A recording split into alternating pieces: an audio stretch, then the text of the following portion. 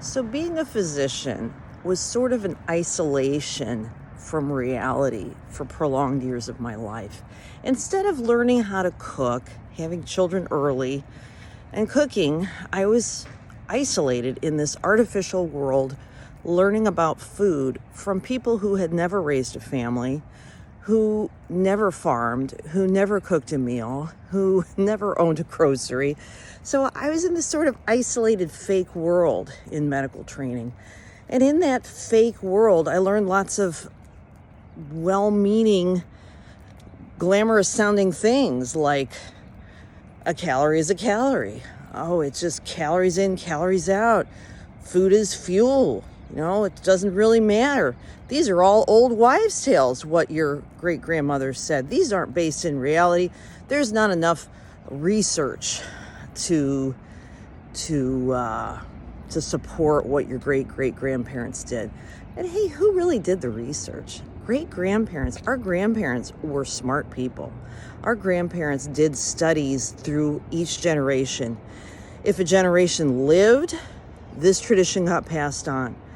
And people were extremely scared of trying new food because women innately knew, and men, everybody knew, that if you feed a baby something that has never been tried before, boy, you're risking this kid's life.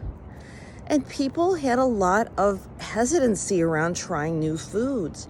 But in medical school, it was all just calories a calorie. We can try anything.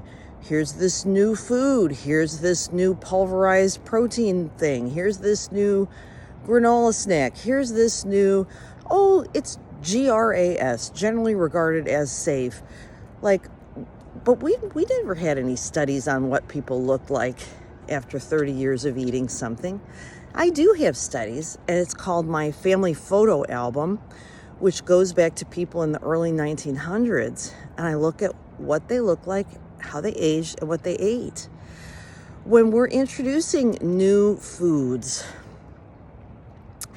we are being guinea pigs. And I was a guinea pig long enough. So I'm going back to how my ancestors ate, which is basically higher fat, less carbs, foods I can pronounce, foods during the daylight hours. If I'm not hungry, I don't eat. I eat more emotional support beverages, which I go over in other videos. I don't regulate my emotions with food as I used to, and as I still will. I fall down. I'm a human being. I have stressful days. I'm never going to be perfect. Progress, not perfection. But if you are a physician or a nurse and you've had education around food and it's not working, please consider comment, subscribe to my channel. I'm Dr. Sarita. Question everything behind weight loss. Hope to see you in the next video.